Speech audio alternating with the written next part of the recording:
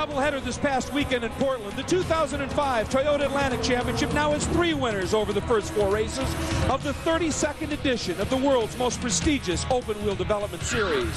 At Long Beach, we watched from Catherine Legg's point of view as she became the first and to date only woman to win a major open-wheel event in North America. Then we got to ride with Charles Wolfsman as he led flag to flag in Monterrey, Mexico. And finally came Portland, where a young engineer/driver dominated the weekend. Tony Kazimierz took both checkers and the lead in the points chase with him as he left the City of Roses. Today, we find ourselves on the shores of Lake Erie with a point scenario that looks like this. Kazimierz holds a 6-point advantage over Wolfsman, while Legg has dropped to 4th because of problems in Mexico and the first Portland race. And in the C2 Yokohama Cup Championship, Justin Sofio now leads that division.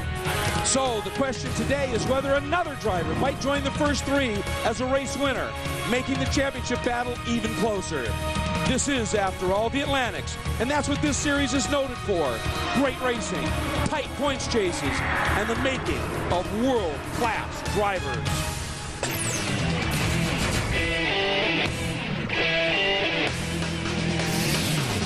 Welcome to Burke Lakefront Airport in Cleveland, Ohio, and another Toyota Atlantic Championship doubleheader. Hi everybody, I'm Greg Kramer, and along with expert commentator Jan Beekes and past Atlantic champion Brian Till in the pits, I'll be bringing you coverage of 2 Atlantic events today, starting with round 5 and to be followed immediately by round number 6. And let's get you right to the starting lineup for that 5th round. The front row occupied by a couple of guys with poles already this year. And for Tony Kazimierz, who got his 2nd pole of the season, well, it's always exciting. And it certainly was.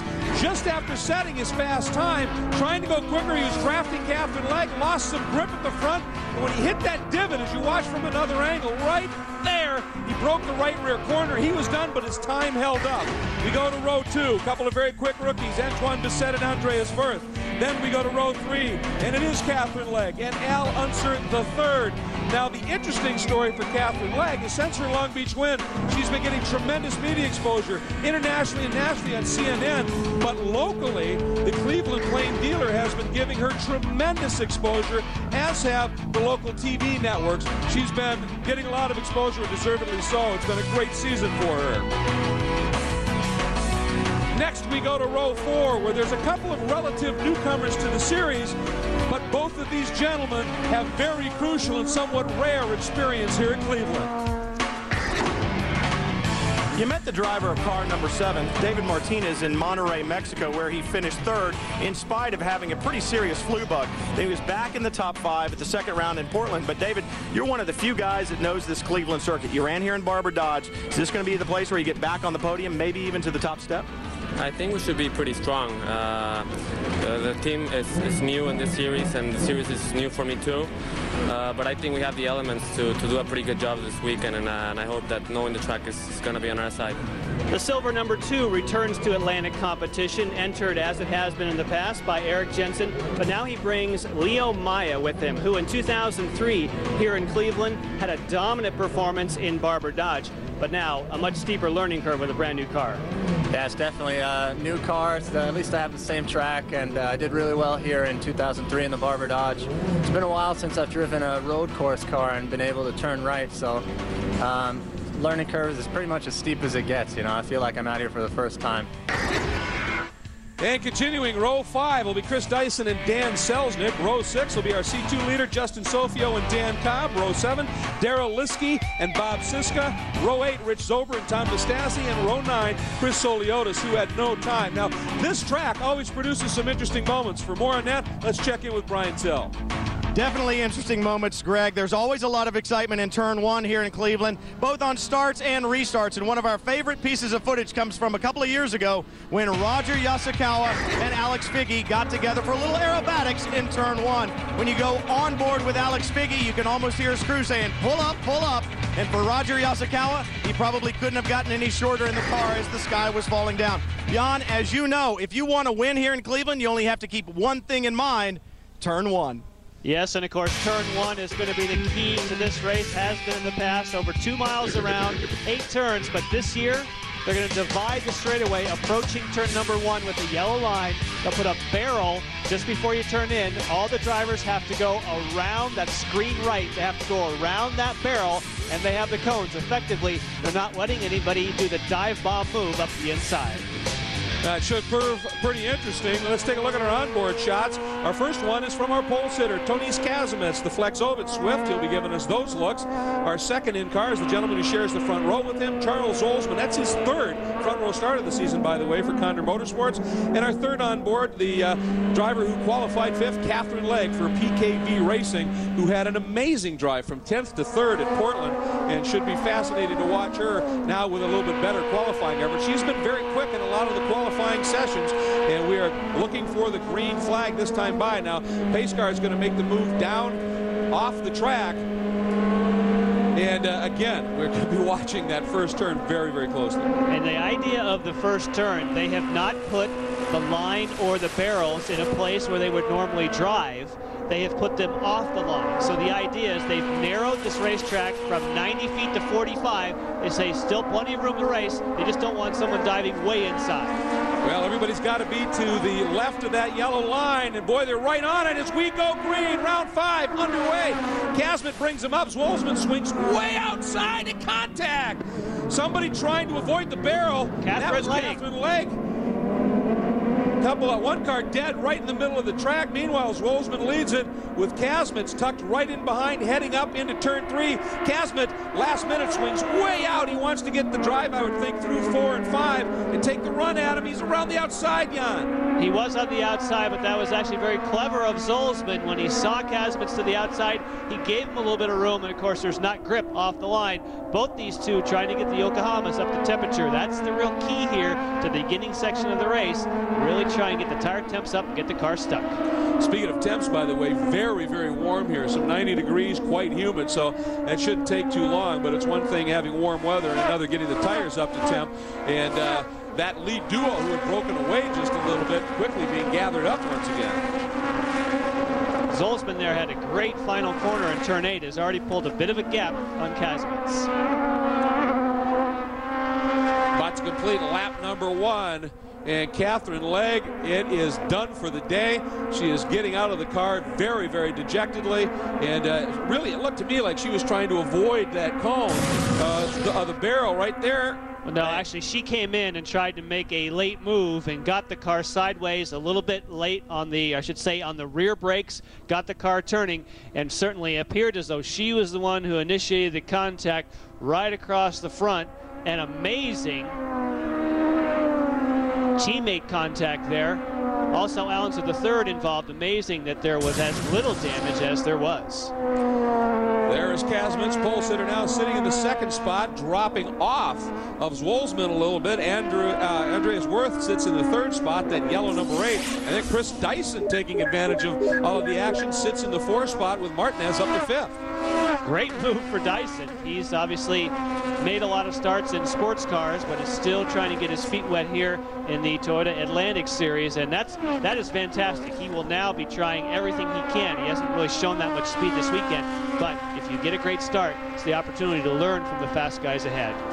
When you were talking about the track, one of the things, certainly we talk about the width here, we talk about the speed here, but one thing this track isn't particularly is smooth.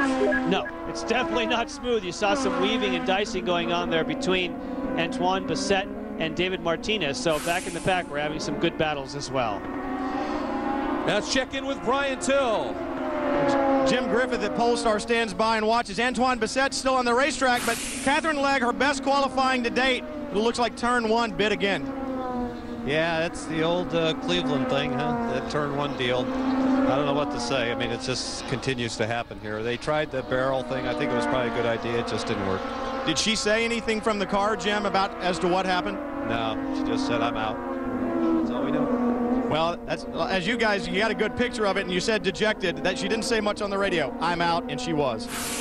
Well, and very, very serious hit for her, sitting 4th in the points and still well into the championship battle. That's going to change up pretty badly after this 5th round here at Cleveland.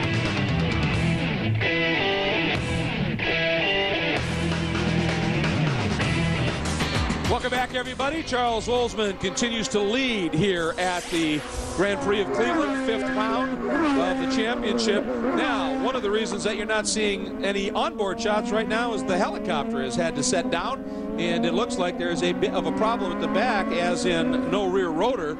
So very, very serious indeed. So that's why we're not getting any onboard shots at this time. Wolzman over Kasmets, Worth in third, Antoine Bessette and Chris Dyson. So Bessette able to pick up one spot and get around Chris Dyson here in the early going. And for Bessette, obviously his tremendous speed. We saw his qualifying effort at Long Beach up front. Has struggled a little bit since then, but hasn't lost that pace. No, but he did have contact with his teammate, Catherine Legg, in the first corner, so we do not know for certain if there's any damage, anything on the car that may not be. Let's look at the front wings and see if that all looks as it should. But he certainly is one who has shown a lot of speed this weekend, and if the car is as it should be, he'll be making a move towards the front. The only thing I noticed was it looked like the wing across the front wasn't exactly perpendicular to the nose. It's just tweaked a little bit. Yeah, you can see on screen left there, driver's right, it does appear as though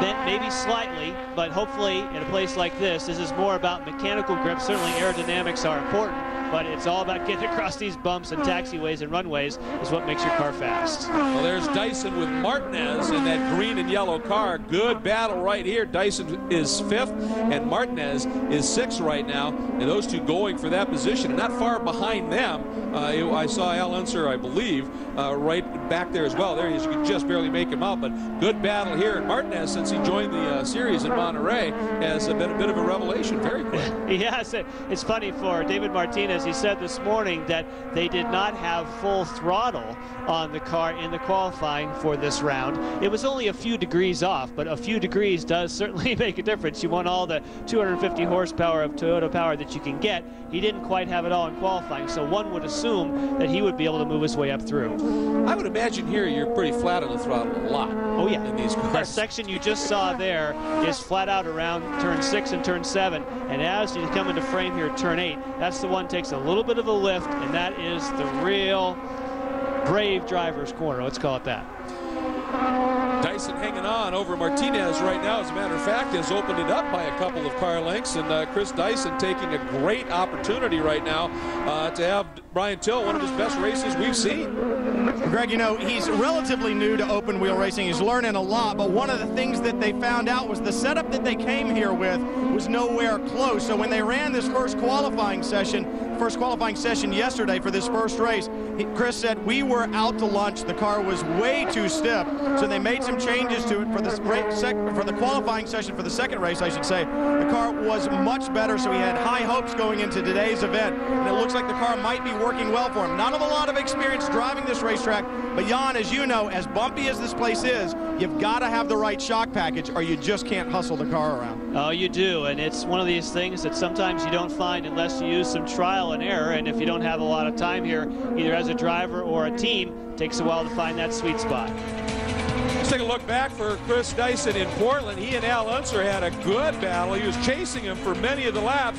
Finally found the opportunity, was able to slip past, but that did not hold as Unser was able to sneak back around him and take the 6th spot. Dyson finishing in 7th there, and Martinez just able to sneak around him as well. Looked like Chris had the right idea. He was outside. If he would have squared up and gotten the throttle, but it looked like he hesitated a little bit, and it hurt his momentum at that stage. It's a case where he doesn't have quite the speed of some of the guys that are charging through here.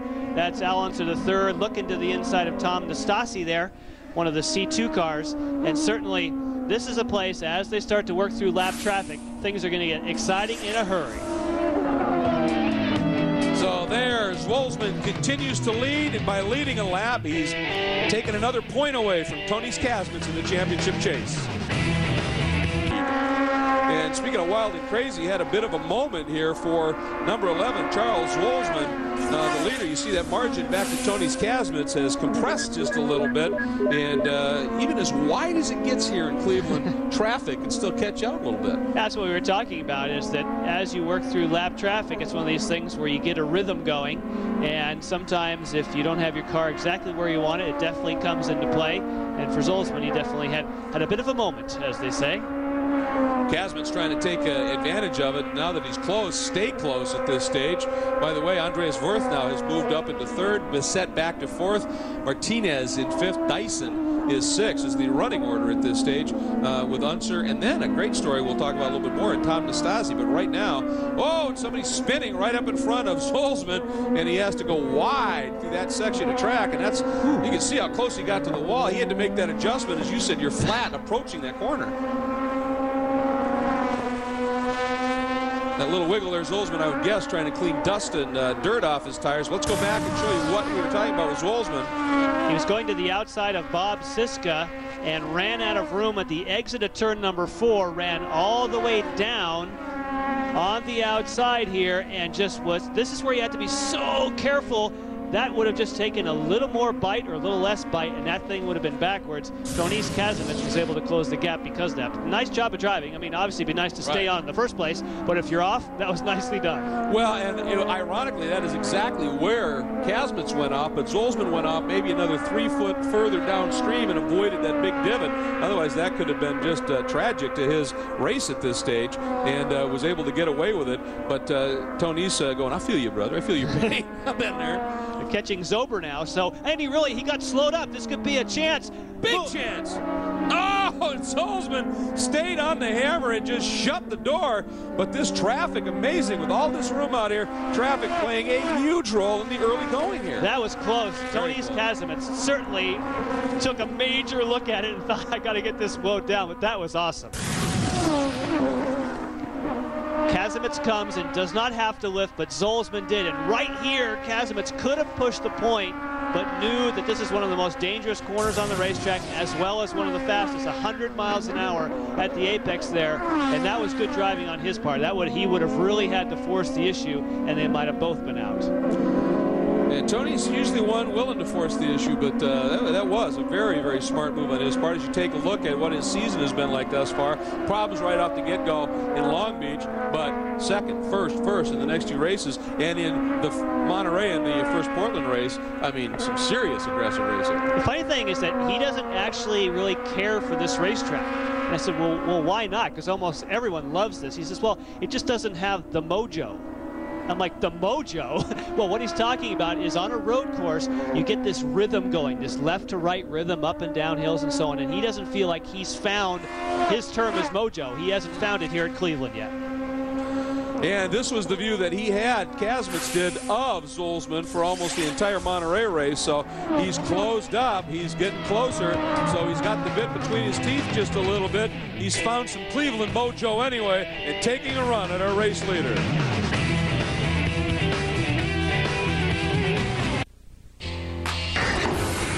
In the Toyota Atlantic Series, there's actually a championship within a championship. Guys running for overall honors are running in what's known as the Toyota Atlantic Championship. But there's also the run for what's known as the Yokohama C2 Cup.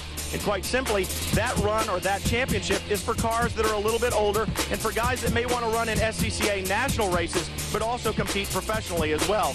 The main differences in the 2 classes are the guys in C2 can run the older Swift 008A chassis, and there are less restrictions on engine compression, shock absorbers, exhaust systems, and differentials. Justin Sofio leads that C2 championship. And Justin, at this point in time in the series, how does it feel to potentially have a championship coming to within your grasp? It's unbelievable at this point. A couple years ago, I was a mechanic, and I've just been putting on more and more hats, and I'm still wearing the mechanic hat, but now I'm also a driver, so it's a bit tiring, but it's well worth it. I'm really excited. Well, if Justin wins this championship at the end of the year, you'll know exactly how hard he worked. Race car driver, truck driver, and mechanic.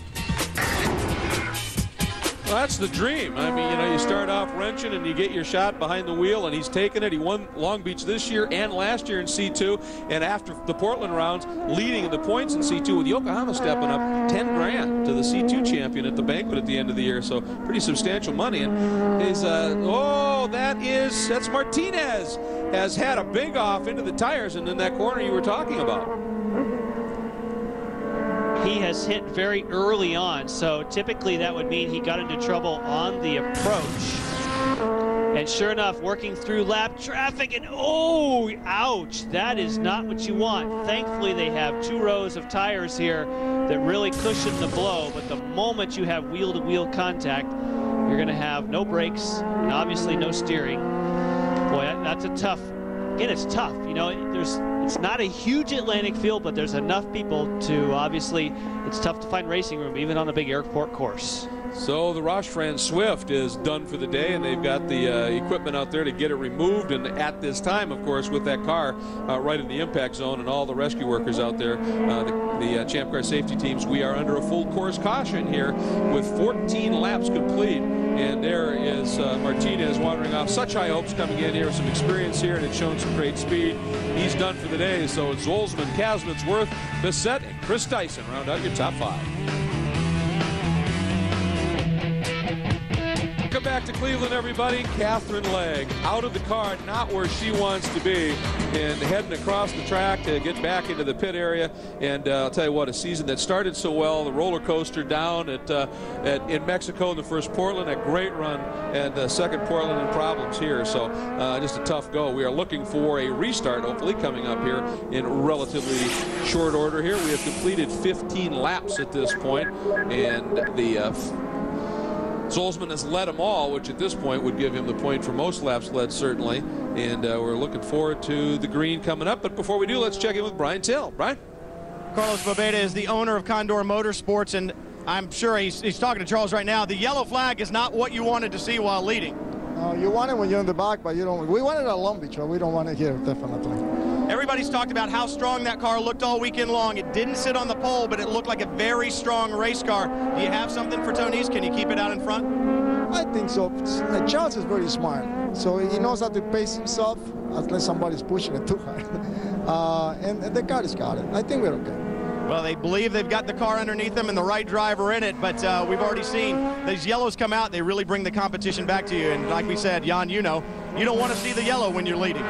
No, the other thing is there will be no barrel and no restrictions into turn 1 this time. So you do not have to worry about the yellow line like Catherine Legg had trouble with.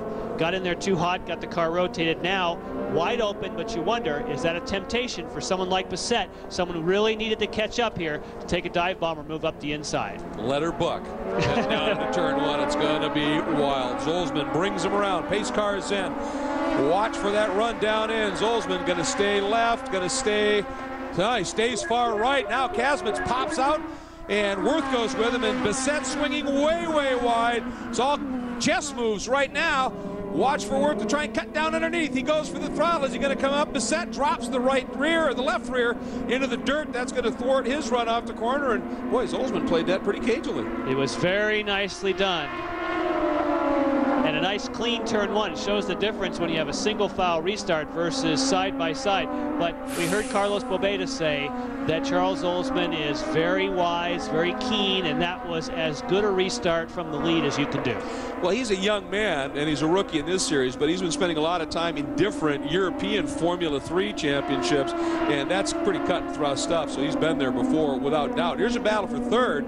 The yellow car with the orange number 8, is Andreas Worth, and right behind him is Antoine Bessette, the two guys who shared that second row, still battling for that third spot. Andreas Worth had an excellent restart there as well, but I just would have to say the way he came off of turn 1, he had fantastic style, but the car did not seem to take it to be able to stay with these front two. So he may not quite have the setup or the speed on the straightaway that he needs. Ooh, bit of lockup up front. And Kazman's able to continue on. In Long Beach, go back and take a look at Worth's season. Had a great qualifying there, but it all went wrong. Then at Portland, watch this move. Bang! That's Kazmits coming up alongside. Finally, Kazmits able to get the pass done, and Worth tucked in behind him. Now, Kazmits able to drive away and pick up the win. But for Andreas Worth, he's been showing great speed, great poise, and right now sitting in a very competitive third place here in Cleveland. The car looks nice through the corners, but I'm wondering if they might be carrying a little bit too much downforce. It just doesn't seem to have the same zip to me on the straightaway as the front two cars, and I believe that's why they're getting away from them a little bit. Those 2 podiums in Portland showed you how well things are going for him. But as you point out, there go the 2 leaders. Here is Worth. You take a look at Antoine Bessette, very strong run in Long Beach, and he's been very consistent, never out of the top 5, and he's been just sort of quietly accruing those points. And for Bessette, it's very interesting. Of course, he is teammates with Catherine Legge, and they like their cars set up completely different. Catherine doesn't want the back of the car to step out. Oh, Zolzman, sorry, he just dropped his left rear, and that may have killed his momentum. This may be a nice opportunity for Kazmits. Oliver Zolzman didn't look like it hurt him too bad. Well, thankfully, it was after the exit of the corner. He just unwound the wheel a little bit too much. He's trying to get everything he can, but yet, on the side-to-side transition there in turn 3 and 4, the car was getting a little wiggly, so it is possible that the car in the later stages of the race is going to get loose. And that, of course, is going to have Kazmits smiling underneath the visor, and he's just up in the ante. Now, he's lost downforce chasing a car before, so Kazmits knows how to live on that. But we've documented the problems for Catherine Legge here in this race, and she's with Brian Till. Well, we've seen this race car driver very happy this season, and now you get to see her dejected. I'm sure the team showed you lots of film of turn 1. You probably talked about it a lot, but looking at the film and talking about it just doesn't do it justice until you're there. No, you know, it's one of those corners where you need to experience it to actually understand what it's all about. And you know, I was a bit nervous coming into the race about turn 1 because it's kind of notorious here, but you know, there are some crazy people out there, and I went in deep and I just touched, and that was the end of my race. So it's the points. I just look at it and I'm just absolutely gutted. Well, and that's the devastating thing. You heard her say, points. It's all about the championship. Jan, I can remember running here 4 different times. Only once did I ever leave turn 1 with all the body parts still on the car. And of course, points are certainly key. And sometimes when you just think back thinking, if only I would have. Now, looking back, it gives us a good opportunity to see that she comes in, and I'm sorry, Catherine, but that was, you know, a lesson learned, but that was all her doing. No one got into her. She just got in too deep. She's an aggressive racer. You have to really pat her on the back for that. But unfortunately, she got in too hot. No one touched her, and unfortunately, her day ended early. And as you pointed, very good points run is going to get a lot more difficult for her right now. Zolzman continues to lead, but Kazmits is chasing hard.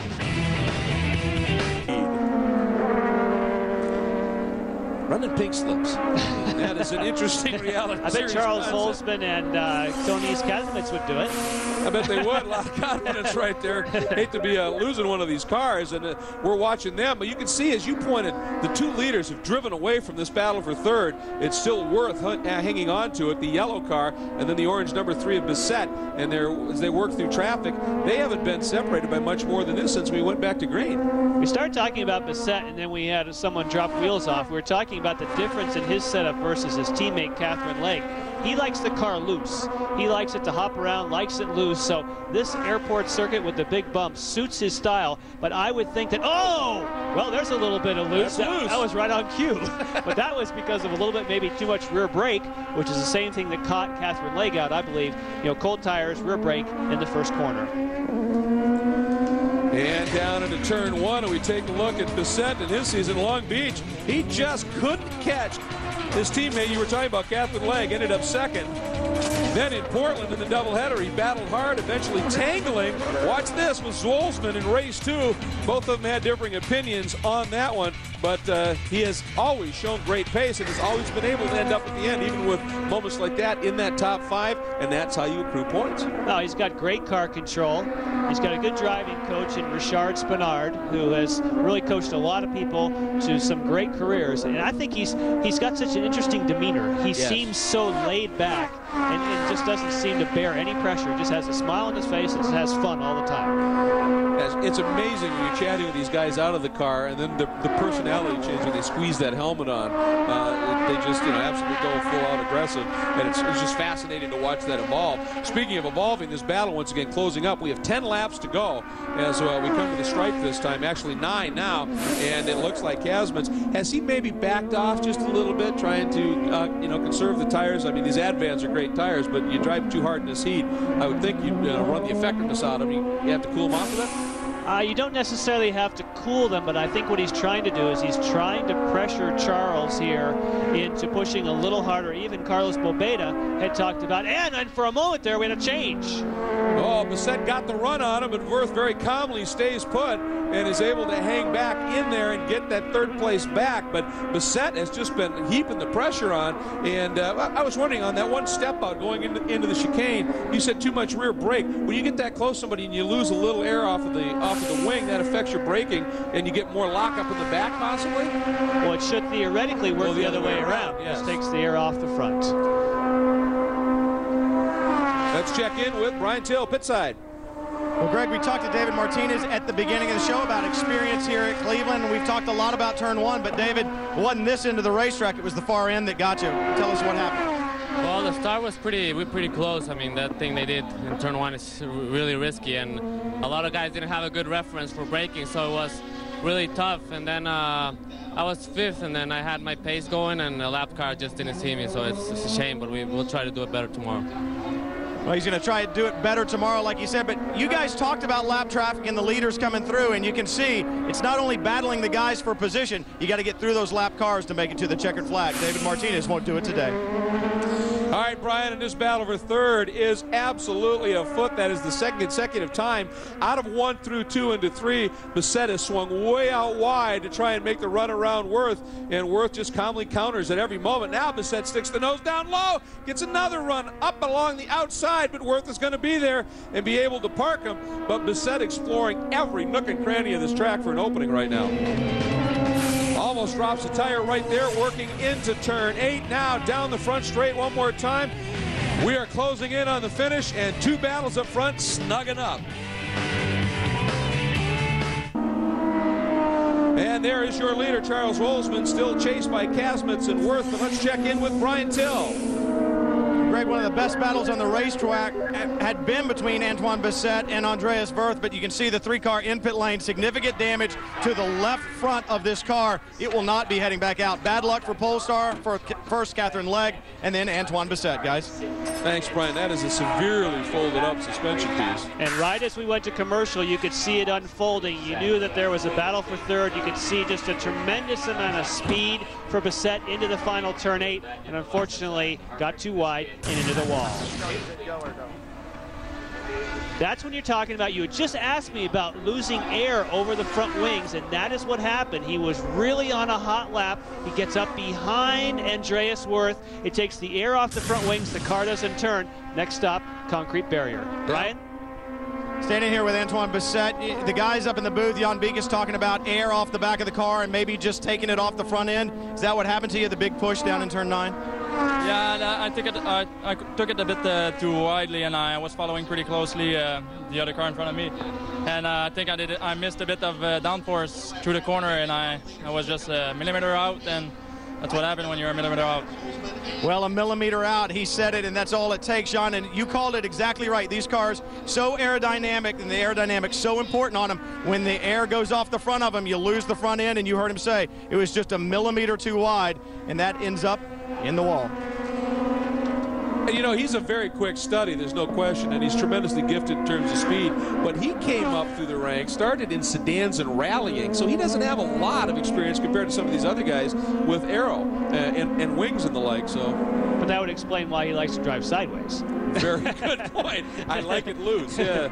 Well, 28 laps now complete, 4 to go, and Zolzman, every time Kasmitz gets close, Zolzman seems to have an answer. And for a while there, I really thought that Charles Zolzman, possibly the car was going loose. You know, maybe it was, and he made an adjustment in the cockpit. They can change the anti-sway bars, or roll bars as they're known, inside the car. So as the fuel load burns off, if it starts to change on you, you can actually adjust the suspension, because his car looks better to me now.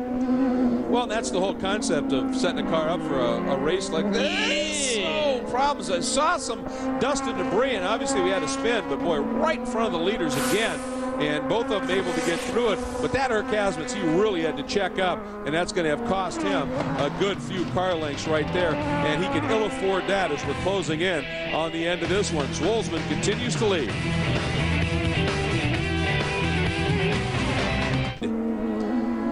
And that is a look right at the number 10 of Al Unser III. who didn't make the opening round in the championship, but has come on strong since he rejoined it. He had a couple of races last year, and he's proven that he's capable of living up to that famous name. Yeah, and thankfully he has a program now. It's going to take him through the rest of the year. BOSpoker.net is on the car for the rest of the season, and thankfully he has an opportunity. It's really hard. He's done one-offs here and there, but you really need to get into the championship, really, and have an opportunity to be consistent and really learn that racecraft, and now he's finally going to have that opportunity. Running with Brooks Associates Racing, and obviously that's a team that's got a lot of experience here. Andreas Wirth is his teammate, so he's got a very quick driver who's got a couple more races under his belt to be able to relate to.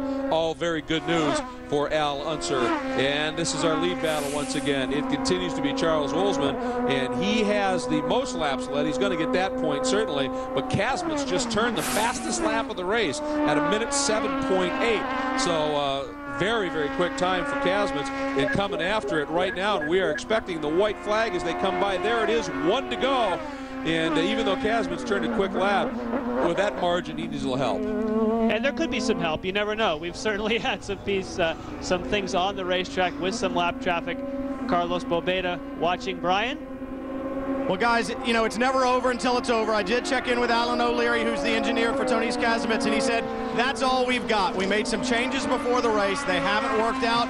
And you heard Catherine Legg say it earlier. It's about points. Tonys Kasmitz and the boys on his team, they're experienced enough to know if it's a second-place car, we'll get second-place points. We'll go on to fight down to the end. It's the championship that we're after. Well, and he did when it comes down to points. Even though Zolzman's going to get most laps, at least now Kasmitz gets one for that fast lap. And sometimes these championships come down to 1 or 2 points. These little bonus points can pay huge dividends. And of course, Tonys Kasmitz knows that. He knows that most likely it's going to be a podium step for him second, and he knows this is my opportunity to do a real flyer and get another championship point. Onto the front straight last time, and Charles Wolzman is going to bring home another win for Condor Motorsports. A great effort. Tonys Kasmitz, game chase, but just not enough on this day. There's Carlos Bobeda. He is grinning big ear to ear, understandably so. They've been a great supporter of this championship for a long time. Had a couple of lean years there. It's great to see them up top with some strong wins at this point. Brian Till, that smile well earned. Very well earned smile. Carlos, this was almost like Monterrey, Mexico. The only thing missing was the pole position, but you're going to take the victory. Greg Kramer just said it. Some lean years for you guys, but how does it feel now to be winning in the Atlantic Championship? Well, I mean, we want to be leading the championship. We're getting worried about every single point, so now we're really happy for the win. We just missed the first lap, by 1.5 tenths just now. Well, you heard it one more time, guys. Guys talking about points. Every single one is going to matter when it comes down to the end of the season. And Charles Wolzman for that team, celebrating second win of the year and taking that all-important and very, very special cool-down lap when you know you've won, waving to the huge crowd that always shows up along Lake Erie here in Cleveland. Charles Wolzman getting congratulations from Carlos Bobeda. You made it look easy for a while, but some scary moments. We saw you off the track, wheels off the track at one point. Yeah, I had to brake if I was going to pass him on the left side, so I thought, oh, I don't want to lose any speed, so I'll go over the grass. That was a tough race. I had to stay in front of Tony and don't make any mistakes, so he couldn't get a real run on me. And with the pace car situation, he got a little close, so I had to defend a little, but yeah, incredible race. That moment that we saw when you went off course, were you worried at all that you damaged the car? No, I was not so worried. I thought it was spectacular for the fans, but I was not really worried about it. It looked almost easy from there on out. What did you learn today that you can take into tomorrow's race? Well, if I have another one like this, it's going to be real tough because, I'd rather be much quicker and finish way ahead, but like this, we'll keep fighting. Checkered flags, that's all that really matters, and the points in the championship hunt, that's what these guys want. Greg? Not worrying as he's bouncing through the grass, car slewing sideways. All right, ice in his veins, and that's good on a day that's warm like this.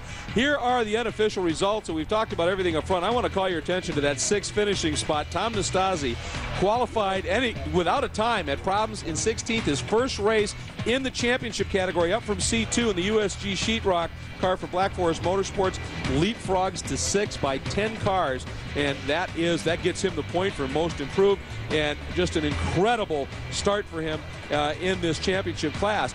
For Tony's Kazmans, Brian, another very eventful race. Another very eventful race indeed, Greg. Tony, you're the experienced guy on the block, and that's not much experience. Only 6 Atlantic races last year, but you can smell the championship, I know. Today, was it just a smart drive dealing with the car that you had?